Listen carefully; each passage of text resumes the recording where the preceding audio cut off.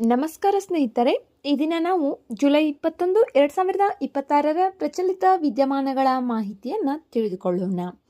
ಈ ವಿಡಿಯೋದಲ್ಲಿ ಇಲ್ಲಿ ಪಟ್ಟಿ ಮಾಡಲಾಗಿರುವ ಎಲ್ಲ ವಿಷಯಗಳ ಮಾಹಿತಿಯನ್ನು ತಿಳಿಯೋಣ.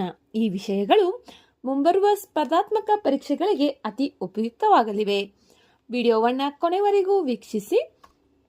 ಮೊದಲನೇ ಮಾಹಿತಿ, ಕ್ಯೂಡೆಂಗಾ. ಇತ್ತೀಚೆಗೆ ಭಾರತದ ಔಷಧ ನಿಯಂತ್ರಕ ಜನರಲ್ ದೇಶದ ಮೊದಲ ಡೆಂಗ್ಯೂ ಲಸಿಕೆಯಾದ ಕ್ಯೂಡೆಂಗಾಗೆ ಮಾರುಕಟ್ಟೆಯ ಅನುಮೋದನೆಯನ್ನ ನೀಡಿದೆ. ಆದ ಕಾರಣ ಇದು ಸುದ್ದಿಯಲ್ಲಿದೆ. ಈ ಕ್ಯೂಡೆಂಗಾ ಲಸಿಕೆಯನ್ನ ಸಿದ್ಧಪಡಿಸಿದವರು ಯಾರು, ಯಾವ ದೇಶದವರು, ಯಾವ ಕಂಪನಿ ಯಾವುದು ತಿಳಿದುಕೊಳ್ಳೋಣ. ಈ ಲಸಿಕೆಯನ್ನ ಜಪಾನ್ನ ಟಕೆಡಾ ಬಯೋಫಾರ್ಮಾಸ್ಯೂಟಿಕಲ್ಸ್ ಅಭಿವೃದ್ಧಿಪಡಿಸಿದೆ. ಕ್ಯೂಡೆಂಗಾ ಭಾರತದಲ್ಲಿ ಅನುಮೋದನೆ ಪಡೆದ ಮೊದಲ ಡೆಂಗ್ಯೂ ಲಸಿಕೆಯಾಗಿದ್ದು 4 ರಿಂದ 60 ವರ್ಷ ವಯಸ್ಸಿನವರಲ್ಲಿ ಡೆಂಗ್ಯೂ ತಡೆಗಟ್ಟಲು ಬಳಸಬಹುದು.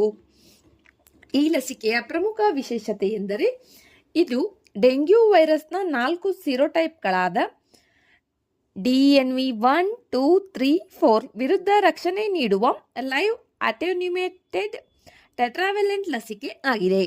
ಈ ಲಸಿಕೆಯನ್ನು 2 ಡೋಸ್ಗಳಲ್ಲಿ ನೀಡಲಾಗುತ್ತದೆ.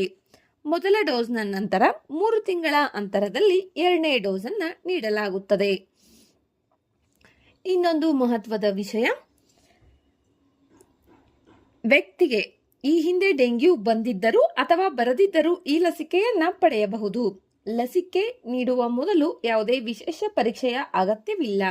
ಈ ಲಸಿಕೆಗೆ ಈಗಾಗಲೇ ಯುರೋಪಿಯನ್ ಒಕ್ಕೂಟ, ಯುನೈಟೆಡ್ ಕಿಂಗ್ಡಮ್, ಬ್ರೆಜಿಲ್, ಇಂಡೋನೇಷ್ಯಾ ಮತ್ತು ಅರ್ಜೆಂಟೈನಾ ಸೇರಿದಂತೆ 40ಕ್ಕೂ ಹೆಚ್ಚು ದೇಶಗಳಲ್ಲಿ ಅನುಮೋದನೆ ದೊರೆತಿದೆ. ಹಾಗಾದರೆ ಡೆಂಗ್ಯೂ ಎಂದರೆ ಏನು ತಿಳಿದುಕೊಳ್ಳೋಣ ಬನ್ನಿ. ಡೆಂಗ್ಯೂ ಎನ್ನುವುದು ಸೊಳ್ಳೆಯಿಂದ ಹರಡುವ ವೈರಲ್ ರೋಗವಾಗಿದೆ. ಇದು ಸಾಮಾನ್ಯವಾಗಿ ಹೆಚ್ಚಿನ ಜ್ವರ, ತಲೆನೋವು, ಮೈಕೈ ನೋವು ಮತ್ತು ದೌರ್ಬಲ್ಯವನ್ನ ಉಂಟು ಮಾಡುತ್ತದೆ. ಕೆಲವು ಪ್ರಕರಣಗಳಲ್ಲಿ ಇದು ತೀವ್ರ ರಕ್ತಸ್ರಾವ, ಅಂಗಾಂಗ ಹಾನಿ ಉಂಟು ಮಾಡಿ ಜೀವಕ್ಕೆ ಅಪಾಯವನ್ನು ತರಬಹುದು. ಪ್ರಸ್ತುತ ಡೆಂಗ್ಯೂ 125ಕ್ಕೂ ಹೆಚ್ಚು ದೇಶಗಳಲ್ಲಿ ಹರಡಿದ್ದು ಜಾಗತಿಕ ಸಾರ್ವಜನಿಕ ಆರೋಗ್ಯಕ್ಕೆ ದೊಡ್ಡ ಸವಾಲಾಗಿದೆ. ಗಮನಾರ್ಹ ವಿಷಯವೆಂದರೆ ಜಾಗತಿಕ ಡೆಂಗ್ಯೂ ಪ್ರಕರಣಗಳಲ್ಲಿ ಸುಮಾರು 1/3 ಭಾಗ ಭಾರತದಲ್ಲೇ ಕಂಡುಬರುತ್ತದೆ. ಕ್ಯೂಡೆಂಗಾ ಇದು ಭಾರತದಲ್ಲಿ ಡೆಂಗ್ಯೂಗೆ ಅನುಮೋದಿಸಲಾದ ಮೊದಲ ಲಸಿಕೆಯಾಗಿದೆ. ಇದನ್ನ ಜಪಾನ್ನ ಟಕೆಡಾ ಬಯೋಫಾರ್ಮಾಸ್ಯೂಟಿಕಲ್ಸ್ ಅಭಿವೃದ್ಧಿಪಡಿಸಿದೆ. ನೆಕ್ಸ್ಟ್, ಬಿಳಿ ಮೊಲ ತಂತ್ರಜ್ಞಾನ ಆಧಾರಿತ ಭಾರತೀಯ ಪ್ರಮಾಣಿತ ಸಮಯ ಪ್ರಸರಣ ಪ್ರದರ್ಶನ ಜಾಲ. ಕೇಂದ್ರ ಸರ್ಕಾರವು ಬೆಂಗಳೂರಿನ ಪ್ರಾದೇಶಿಕ ಉಲ್ಲೇಖ ಪ್ರಮಾಣಿತ ಪ್ರಯೋಗಾಲಯದಲ್ಲಿ ಬಿಳಿ ಮೊಲ ತಂತ್ರಜ್ಞಾನ ಆಧಾರಿತ ಭಾರತೀಯ ಪ್ರಮಾಣಿತ ಸಮಯ ಪ್ರಸರಣ ಪ್ರದರ್ಶನ ಜಾಲವನ್ನು ಉದ್ಘಾಟಿಸಿದೆ. ಇದು ನಮ್ಮ ಭಾರತದ ಡಿಜಿಟಲ್ ಮೂಲಸೌಕರ್ಯದಲ್ಲಿ ಹೊಸ ಮೈಲುಗಲ್ಲಾಗಿದೆ. ಈ ಯೋಜನೆಯನ್ನ ಗ್ರಾಹಕ ವ್ಯವಹಾರಗಳ ಇಲಾಖೆ, CSIR, ರಾಷ್ಟ್ರೀಯ ಭೌತಿಕ ಪ್ರಯೋಗಾಲಯ ಹಾಗೂ ಇಸ್ರೋ ಜಂಟಿಯಾಗಿ ಅಭಿವೃದ್ಧಿಪಡಿಸಿವೆ. ಈ ವ್ಯವಸ್ಥೆ UTCಗೆ ಪತ್ತೆ ಹಚ್ಚಬಹುದಾದ ಭಾರತೀಯ ಪ್ರಮಾಣಿತ ಸಮಯವನ್ನ ಅತ್ಯಂತ ನಿಖರವಾಗಿ ದೇಶದ ವಿವಿಧ ಸಂಸ್ಥೆಗಳಿಗೆ ತಲುಪಿಸುತ್ತದೆ. ಏನಿದು ಬಿಳಿ ಮೊಲ ತಂತ್ರಜ್ಞಾನ? ಇದು ಅತ್ಯಾಧುನಿಕ ನೆಟ್ವರ್ಕಿಂಗ್ ತಂತ್ರಜ್ಞಾನವಾಗಿದೆ. ಆಪ್ಟಿಕಲ್ ಫೈಬರ್ ಮೂಲಕ ಸಂಪರ್ಕಗೊಂಡಿರುವ ಸಾಧನಗಳ ಗಡಿಯಾರಗಳನ್ನು 1 ನ್ಯಾನೋ ಸೆಕೆಂಡ್ಗಳಿಗಿಂತಲೂ ಕಡಿಮೆ ವ್ಯತ್ಯಾಸದೊಂದಿಗೆ ಸಿಂಕ್ರೊನೈಸ್ ಮಾಡುತ್ತದೆ. ಈ ತಂತ್ರಜ್ಞಾನವನ್ನು ಮೂಲತಃ CERN ಅಭಿವೃದ್ಧಿಪಡಿಸಿದೆ. ಸಿಗ್ನಲ್ ವಿಳಂಬವನ್ನು ನಿರಂತರವಾಗಿ ಅಳೆಯುವ ಮತ್ತು ಸರಿಪಡಿಸುವ ಮೂಲಕ ಎಲ್ಲ ಸಾಧನಗಳ ಸಮಯವನ್ನು ಒಂದೇ ಮಟ್ಟದಲ್ಲಿ ಇಡುತ್ತದೆ. ಇದು ಭಾರತಕ್ಕೆ ಮಹತ್ವವಾಗಿದೆಯೇ ಮತ್ತು ಏಕೆ? ಇದು ಭಾರತಕ್ಕೆ ಮಹತ್ವದ್ದಾಗಿದೆ. ಏಕೆ ಎಂಬುದನ್ನು ಇವಾಗ ತಿಳಿಯೋಣ.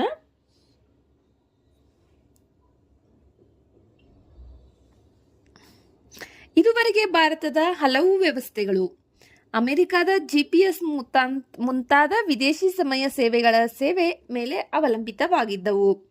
ಈ ಹೊಸ ವ್ಯವಸ್ಥೆಯಿಂದ ಬ್ಯಾಂಕಿಂಗ್, ಷೇರು ಮಾರುಕಟ್ಟೆ, ದೂರಸಂಪರ್ಕ, ವಿದ್ಯುತ್ ಜಾಲ, ಸಾರಿಗೆ ಹಾಗೂ ಡಿಜಿಟಲ್ ಆಡಳಿತದಂತಹ ಪ್ರಮುಖ ಕ್ಷೇತ್ರಗಳಲ್ಲಿ ಹೆಚ್ಚು ಸುರಕ್ಷಿತ, ನಿಖರ ಮತ್ತು ಸ್ವದೇಶಿ ಸಮಯ ವ್ಯವಸ್ಥೆ ಲಭ್ಯವಾಗಲಿದೆ.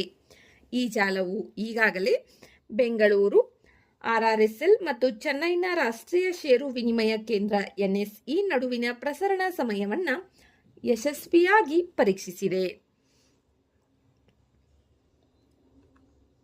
ನೆಕ್ಸ್ಟ್, ಡಿಜಿಟಲ್ ಲೋಕಲ್ ಪಾಸ್ ವ್ಯವಸ್ಥೆ. ಇದು ಟೋಲ್ನ ದಾಟ್ತೀವಲ್ಲ, ಅದಕ್ಕೆ ಸಂಬಂಧಪಟ್ಟಂತಹ ಮಾಹಿತಿಯಾಗಿದೆ. ಭಾರತೀಯ ರಾಷ್ಟ್ರೀಯ ಹೆದ್ದಾರಿ ಪ್ರಾಧಿಕಾರ ಈಗ ರಾಜಮಾರ್ಗ ಯಾತ್ರೆ ಮೊಬೈಲ್ ಅಪ್ಲಿಕೇಶನ್ ಮೂಲಕ ಡಿಜಿಟಲ್ ಲೋಕಲ್ ಪಾಸ್ ವ್ಯವಸ್ಥೆಯನ್ನ ಪರಿಚಯಿಸಿದೆ.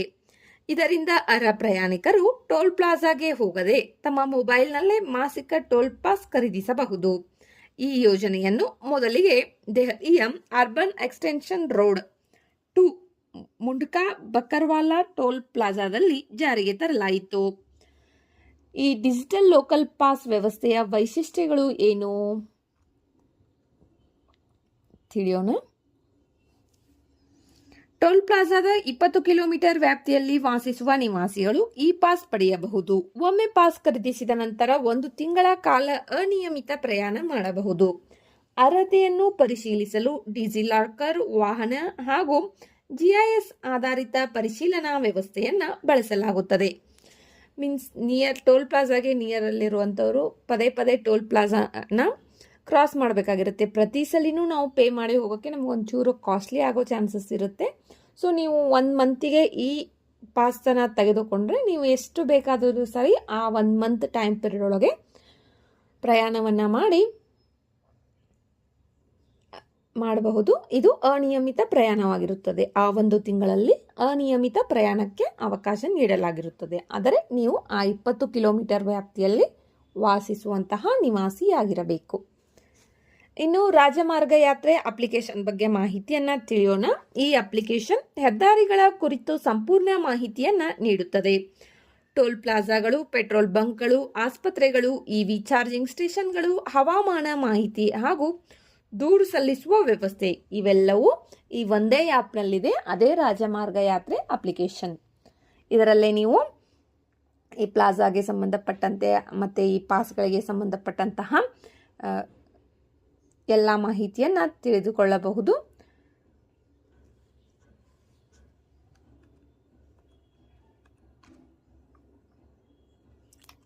ನೆಕ್ಸ್ಟ್, ಸೆನೆಗಲ್ ಅಧ್ಯಕ್ಷ ಬಸಿರೌ ಪಾಯೆ ಅವರನ್ನ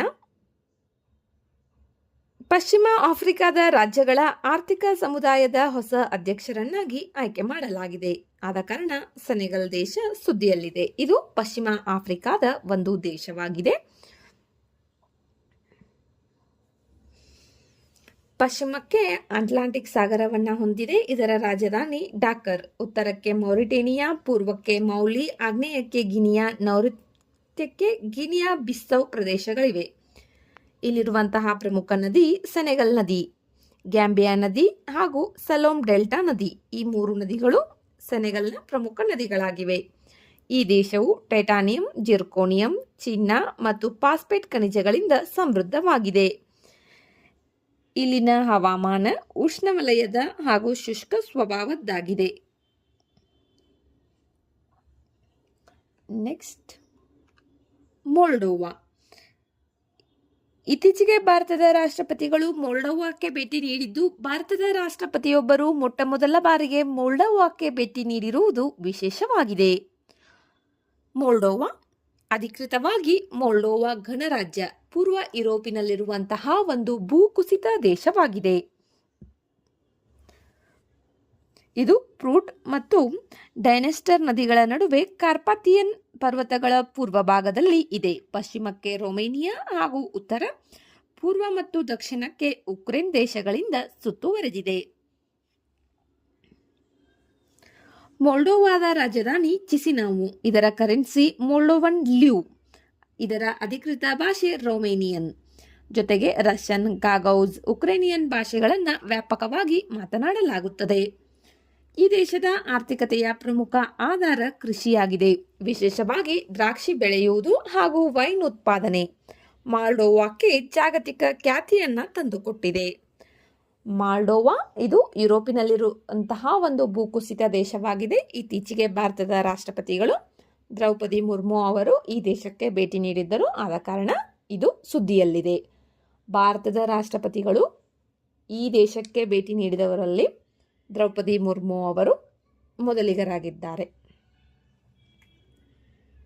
ಭಾರತದಿಂದ. ಓಕೆ, ನೆಕ್ಸ್ಟ್ ಪ್ಯಾಪಿಚೆಲ್ಸ್ ರವಿಚಂದ್ರನಿ. ವಿಜ್ಞಾನಿಗಳು ಇತ್ತೀಚೆಗೆ ಲಕ್ಷದ್ವೀಪದ ಹವಳದ ದಿಬ್ಬಗಳಲ್ಲಿ ಹೊಸ ಜಾತಿಯ ಪಿಂಗಾಣಿ ಏಡಿಯನ್ನು ಪತ್ತೆ ಹಚ್ಚಿದ್ದಾರೆ. ಇದಕ್ಕೆ ಪ್ಯಾಪಿಚೆಲ್ಸ್ ರವಿಚಂದ್ರನಿ ಎಂದು ಹೆಸರಿಡಲಾಗಿದೆ.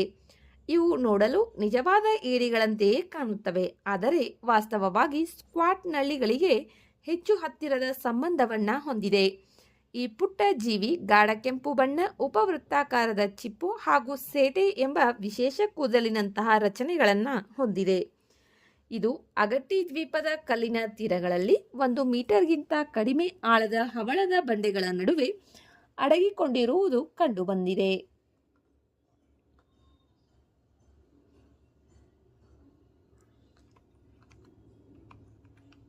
ನೆಕ್ಸ್ಟ್ ಕೇಂದ್ರ ಮಾದಕ ದ್ರವ್ಯ ಬ್ಯೂರೋ.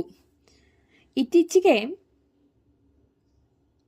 ಕೇಂದ್ರೀಯ ಮಾದಕ ದ್ರವ್ಯ ಬ್ಯೂರೋ ಸುಮಾರು 12 ಕೋಟಿ ಟ್ರಾಮಾಡಾಲ್ ಹೈಡ್ರೋಕ್ಲೋರೈಡ್ ಮಾತ್ರೆಗಳ ಅಕ್ರಮ ರಫ್ತನ್ನು ತಡೆದಿದೆ. ಸಿಬಿಎನ್ ಭಾರತದಲ್ಲಿ ಮಾದಕ ದ್ರವ್ಯಗಳು, ಮನೋವಿಕೃತ ವಸ್ತುಗಳು ಮತ್ತು ಪೂರ್ವಗಾಮಿ ರಾಸಾಯನಿಕಗಳ ಅಂತಾರಾಷ್ಟ್ರೀಯ ವ್ಯಾಪಾರವನ್ನು ನಿಯಂತ್ರಿಸುವ ಸಂಸ್ಥೆಯಾಗಿದೆ. ಇದು ಹಣಕಾಸು ಸಚಿವಾಲಯದ ಕಂದಾಯ ಇಲಾಖೆ ಅಡಿಯಲ್ಲಿ ಕಾರ್ಯನಿರ್ವಹಿಸುತ್ತದೆ. ಇದರ ಪ್ರಧಾನ ಕಚೇರಿ ಗ್ವಾಲಿಯರ್ನಲ್ಲಿದೆ. ಸಿಬಿಎನ್ನ ಪ್ರಮುಖ ಕಾರ್ಯಗಳಲ್ಲಿ ಅಫೀಮು ಗಸಗಸೆಯ ಕಾನೂನುಬದ್ಧ ಕೃಷಿಯ ಮೇಲ್ವಿಚಾರಣೆ, ಎನ್ಡಿಪಿಎಸ್ ಕಾಯ್ದೆಯಡಿ ಪ್ರಕರಣಗಳ ತನಿಖೆ, ಸಂಶ್ಲೇಷಿತ ಮಾದಕ ದ್ರವ್ಯಗಳಿಗೆ ಪರವಾನಗಿಯನ್ನು ನೀಡುವುದು ಮತ್ತು ಆಮದು ರಫ್ತು ಪ್ರಮಾಣ ಪತ್ರಗಳನ್ನು ನೀಡುವುದು ಇದರ ಕಾರ್ಯಗಳಾಗಿವೆ. ಸಿಬಿಎನ್ನ ಪ್ರಧಾನ ಕಚೇರಿ ಗ್ವಾಲಿಯರ್ನಲ್ಲಿದೆ.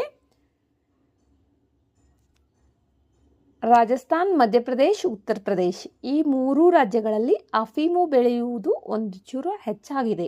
ಅಫೀಮು ಬೆಳೆಯುವ ರಾಜ್ಯಗಳಲ್ಲಿ ಈ 3 ರಾಜ್ಯಗಳು ಮುಖ್ಯವಾಗಿವೆ.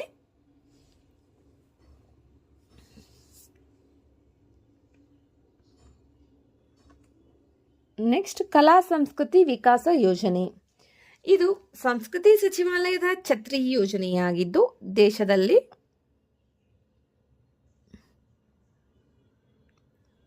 ಕಲೆ ಹಾಗೂ ಸಂಸ್ಕೃತಿಯ ಉತ್ತೇಜನ, ಸಂರಕ್ಷಣೆ ಮತ್ತು ಅಭಿವೃದ್ಧಿಗಾಗಿ ಜಾರಿಗೆ ತರಲಾಗಿದೆ. ಈ ಯೋಜನೆಯಡಿ ಕಲಾವಿದರು ಮತ್ತು ಸಾಂಸ್ಕೃತಿಕ ಸಂಸ್ಥೆಗಳಿಗೆ ಆರ್ಥಿಕ ನೆರವನ್ನು ನೀಡಲಾಗುತ್ತದೆ. ಇದರಲ್ಲಿ ಗುರು ಶಿಷ್ಯ ಪರಂಪರೆ ಪ್ರೋತ್ಸಾಹ, ವಿದ್ಯಾರ್ಥಿ ವೇತನ, ಫೆಲೋಶಿಪ್, ಟ್ಯಾಗೋರ್ ಸಾಂಸ್ಕೃತಿಕ ಸಂಕೀರ್ಣಗಳ ನಿರ್ಮಾಣ, ಹಿರಿಯ ಕಲಾವಿದರಿಗೆ ಆರ್ಥಿಕ ನೆರವು, ಸೇವಾಭೋಜ್ ಯೋಜನೆ, ರಾಷ್ಟ್ರೀಯ ಗಾಂಧಿ ಪರಂಪರೆ ತಾಣ ಮಿಷನ್ ಮತ್ತು ರಾಷ್ಟ್ರೀಯ ಪ್ರಶಸ್ತಿ ಯೋಜನೆ ಸೇರಿದಂತೆ ಹಲವು ಉಪಯೋಜನೆಗಳಿವೆ. ನೆಕ್ಸ್ಟ್ ಮೀನುಗಾರಿಕೆ ಸಬ್ಸಿಡಿಗಳ ಮೇಲಿನ WTO ಒಪ್ಪಂದ. ಇತ್ತೀಚೆಗೆ ಭಾರತವು ಈ ಒಪ್ಪಂದಕ್ಕೆ ತನ್ನ ಸ್ವೀಕಾರ ಪತ್ರವನ್ನು ಸಲ್ಲಿಸಿ ಅಧಿಕೃತ ಸದಸ್ಯ ರಾಷ್ಟ್ರವಾಗಿದೆ. ಈ ಒಪ್ಪಂದವನ್ನು 2022ರಲ್ಲಿ ಜಿನೀವಾದಲ್ಲಿ ನಡೆದ 12ನೇ WTO ಸಚಿವರ ಸಮ್ಮೇಳನದಲ್ಲಿ ಅಂಗೀಕರಿಸಲಾಯಿತು. ಇದು ಪರಿಸರ ಸುಸ್ಥಿರತೆಯನ್ನು ಗುರಿಯಾಗಿಟ್ಟುಕೊಂಡ ಮೊದಲ ಬಹುಪಕ್ಷೀಯ WTO ಒಪ್ಪಂದವಾಗಿದೆ. ವರ್ಲ್ಡ್ ಟ್ರೇಡ್ ಆರ್ಗನೈಸೇಷನ್ ಈ ಒಪ್ಪಂದವು ಅಕ್ರಮ ವರದಿಯಾಗದ ಹಾಗೂ ಅನಿಯಂತ್ರಿತ ಮೀನುಗಾರಿಕೆ ನೀಡುವ ಸಬ್ಸಿಡಿಗಳನ್ನು ನಿಷೇಧಿಸುತ್ತದೆ ಮತ್ತು ಸಮುದ್ರ ಜೀವಿಗಳ ಸಂರಕ್ಷಣೆಗೆ ನೆರವಾಗುತ್ತದೆ. ಭಾರತವು ಈ ಒಪ್ಪಂದವನ್ನು ಅಂಗೀಕರಿಸಿದ 123ನೇ WTO ಸದಸ್ಯ ರಾಷ್ಟ್ರವಾಗಿದೆ. ಗಮನಿಸಬೇಕಾದ ವಿಷಯವೊಂದಿದೆ ಇಲ್ಲಿ. ಜಲಕೃಷಿ ಮತ್ತು ಒಳನಾಡು ಮೀನುಗಾರಿಕೆಗೆ ಈ ಒಪ್ಪಂದದ ವ್ಯಾಪ್ತಿಗೆ ಬರುವುದಿಲ್ಲ. ಜಲಕೃಷಿ ಮತ್ತು ಒಳನಾಡಿನ ಮೀನುಗಾರಿಕೆಗೆ ಈ ಒಪ್ಪಂದ ಸಂಬಂಧಿಸಿಲ್ಲ. Next E Shram portal. ಭಾರತದ ಇ ಶ್ರಮ್ ಪೋರ್ಟಲ್ನಲ್ಲಿ ಈಗಾಗಲೇ 31.78 ಕೋಟಿಗೂ ಹೆಚ್ಚು ಅಸಂಘಟಿತ ಕಾರ್ಮಿಕರು ನೋಂದಾಯಿಸಿಕೊಂಡಿದ್ದಾರೆ.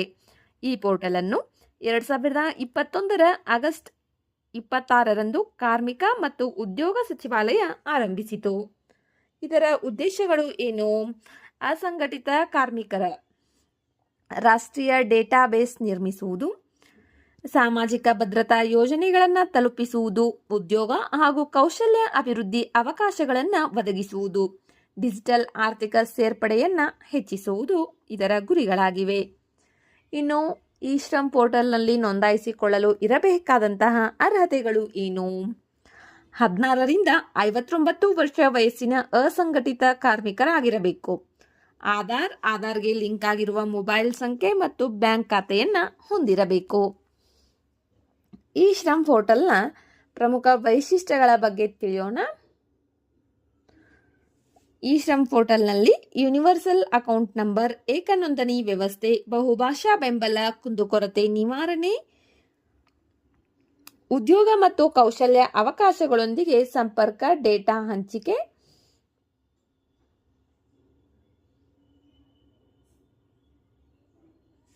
ವ್ಯವಸ್ಥೆಯನ್ನು ಮಾಡಲಾಗುತ್ತದೆ. ಸ್ನೇಹಿತರೆ, ಈಗಾಗಲೇ ನೇಮಕಾತಿ ಅಧಿಸೂಚನೆಗಳು ಹೊರಬಿದ್ದಿದ್ದು, ಮುಂಬರುವ ಸ್ಪರ್ಧಾತ್ಮಕ ಪರೀಕ್ಷೆಗಳಿಗೆ ಪ್ರಚಲಿತ ವಿದ್ಯಮಾನಗಳ ಮಾಹಿತಿಯು ಅತಿ ಉಪಯುಕ್ತವಾಗಲಿವೆ. ಕನ್ನಡದಲ್ಲಿ ಒಂದು ಒಳ್ಳೆಯ ಪ್ರಚಲಿತ ವಿದ್ಯಮಾನಗಳ ಮಾಹಿತಿಯನ್ನು ನಾವು ನೀಡುತ್ತಿದ್ದೇವೆ. ಇನ್ನಷ್ಟು ಮಾಹಿತಿಗಾಗಿ ನಮ್ಮ ಚಾನಲ್ನಲ್ಲಿರುವ ವಿಡಿಯೋಗಳನ್ನು ವೀಕ್ಷಿಸಿ. ನಮ್ಮ ಚಾನಲನ್ನು ಸಬ್ಸ್ಕ್ರೈಬ್ ಮಾಡಿಕೊಳ್ಳಿ. ಈ ವಿಡಿಯೋದಲ್ಲಿರುವ ಮಾಹಿತಿ ಇಷ್ಟವಾದರೆ ವಿಡಿಯೋಗೆ ಒಂದು ಲೈಕ್ ಮಾಡಿ, ನಿಮ್ಮ ಸ್ನೇಹಿತರೊಂದಿಗೆ ಶೇರ್ ಮಾಡಿ. ಮತ್ತೆ ಮುಂದಿನ ಪ್ರಚಲಿತ ವಿದ್ಯಮಾನಗಳ ಮಾಹಿತಿಯೊಂದಿಗೆ ಭೇಟಿಯಾಗೋಣ. ಧನ್ಯವಾದಗಳು.